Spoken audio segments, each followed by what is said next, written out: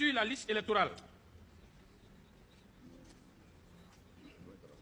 il y a 4000 centenaires. C'est vrai, nous souhaitons que nos parents vivent longtemps. Mais 4000, ça devient suspect. Et nous en avons fait la vérification. J'ai diligenté des enquêtes sur 20 cas. Les 20 cas se sont révélés frauduleux. Des inscriptions multiples. 500 inscriptions multiples.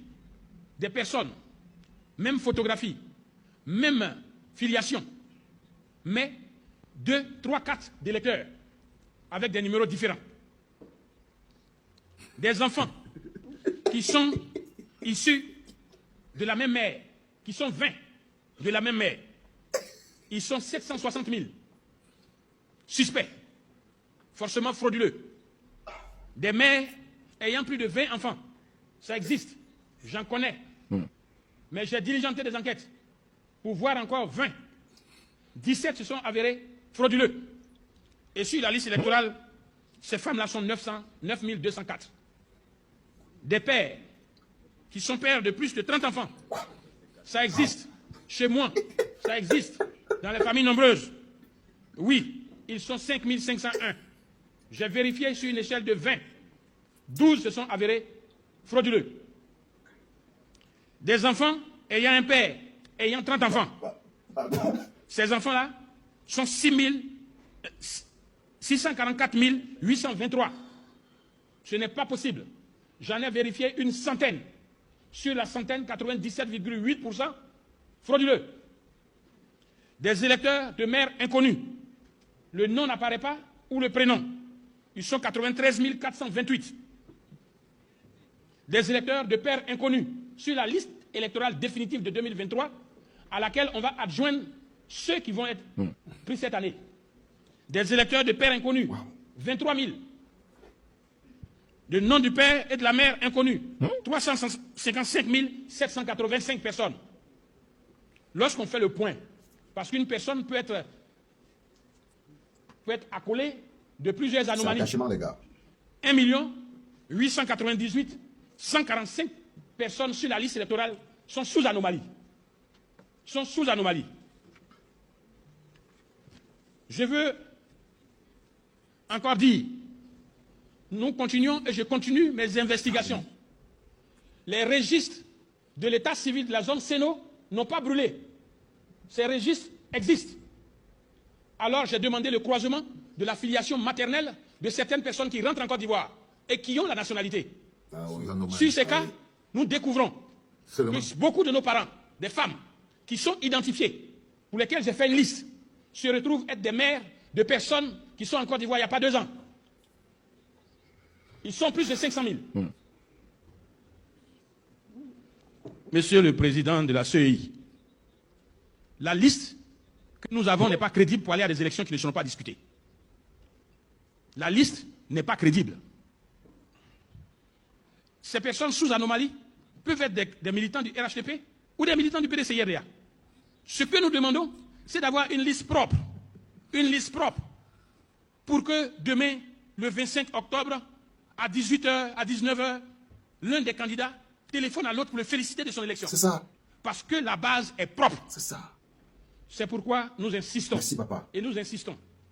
Le PDCI peut servir ses éléments à la CEI. Le PPAC servira ses éléments à la CEI.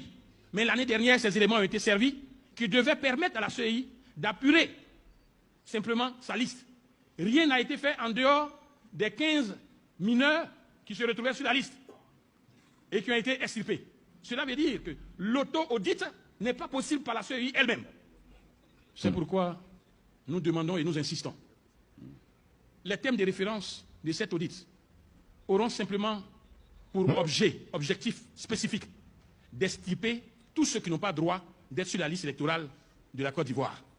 Je voudrais rappeler qu'à cette rencontre d'avant-hier, le ministre Kaé Eric a pu dire de sa qualité d'informaticien, ayant eu en possession les listes des nationaux de certaines ambassades, lorsqu'il les a croisés, près de 2 millions de personnes qui se trouvent sur la liste électorale n'ont pas la nationalité ivoirienne.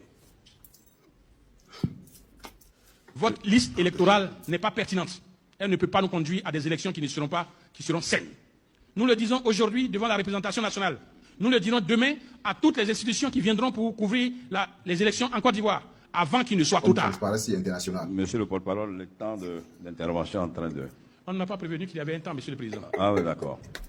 Je ne peux pas donc être tenu parce que je ne savais pas. Bon, c'est une... Les gars veulent l'arrêter. J'ai considéré que votre temps d'intervention s'alliait sur le temps d'intervention prévu par les groupes parlementaires. Hier, j'ai demandé que chaque groupe parlementaire intervienne. Qui parle. Étant l'initiateur de l'intervention des groupes parlementaires, vous étiez absent hier, mais il y a un temps qui était réservé de 10 minutes par groupe parlementaire. Je considère, Monsieur le Président, que j'ai 10 minutes à partir de ces 500. Non, que vous avez juste une indulgence d'une minute. Ils sont les mêmes, les Clément. Le second point. Ils ont été Le démasqués. caractère annuel de la révision de la liste électorale. Je n'arrive pas à temps à déposer mes documents qui me permettent d'être sur la liste. Et puis, Monsieur le Président, l'article 2 du Code électoral dit qu'il y a une révision annuelle de la liste électorale. Et puis, l'article 6 de la loi qui fonde la CEI dit qu'il y a une révision annuelle de la liste électorale. Et puis, le texte de votre prestation de serment devant le Conseil constitutionnel, vous avez dit « Je m'engage à respecter la Constitution et la loi électorale ». Monsieur le Président, devant la représentation nationale, qui est, comme le Président l'a dit tout à l'heure, vous-même, le creuset de la démocratie en Côte d'Ivoire, êtes-vous prêt à vous engager à tenir une révision de la liste électorale en 2025, comme l'est dit dans nos textes? Parce que, je vous sais, magistrat, un magistrat n'aime pas être parjure et ne peut pas être hors la loi. Monsieur le Président, à votre réunion avant-hier, vous avez parlé de la radiation des personnes décédées. C'est vrai, pour ce fait juridique-là, on n'a pas accepté toutes les preuves. On a dit certificat de nationalité, certificat de genre de mort, certificat de décès. Et puis vous nous avez dit, et nous vous avez rassuré, je vous en remercie, que vous avez contacté une structure qui devrait, en contact avec les sous-préfets et les chefs de village, faire apurer ces listes des personnes qui sont décédées pour les conduire devant un tribunal afin qu'il soit délivré pour ces personnes un jugement supplétif de l'acte de décès. Monsieur le Président, devant la représentation nationale, nous souhaitons avoir le nom de cet opérateur et la période à laquelle le travail va commencer pour que nous puissions lui servir les éléments des personnes décédées que nous avons ici. Merci. Monsieur le Président, oui. Permettez que j'intervienne sur un point. Le dernier. Le dernier. Non, mais c'est le dernier. D'accord, Monsieur le Président. D'accord. C'est une question importante nationale. Non, tout est important, mais je... Concernant les récépissés, je souhaite que l'ONESI publie la liste des personnes qui n'ont pas pu retirer les cartes nationales d'identité, donc qui sont détenteurs des récépissés. Parce qu'il ne s'agit pas d'établir de nouveaux récépissés.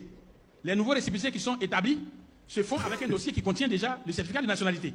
Donc on peut s'inscrire avec ça.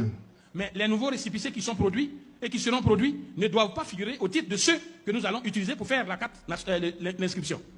En le disant, je veux fermer une poche de fraude. Une poche de fraude. La lutte que nous menons n'est pas contre un adversaire, contre un parti politique. Ce que le RHDP fait, ce que le PDCI fait, le PPACI fait, c'est d'avoir à lutter contre un adversaire, qui est la fraude. Et partout, il y a des esprits qui veulent frauder. Déjà, sur les récépissés, nous avons des idées. Des personnes demandent à nos parents de leur donner leur nom, leur identité, s'ils veulent avoir une carte d'identité. Mais avant d'avoir la carte d'identité, ils auront un récépissé. Le récépissé leur permettra de s'inscrire sur la liste électorale. C'est une poche qui permet l'inscription de beaucoup de gens, mais il y a une poche qui est ouverte à la fraude.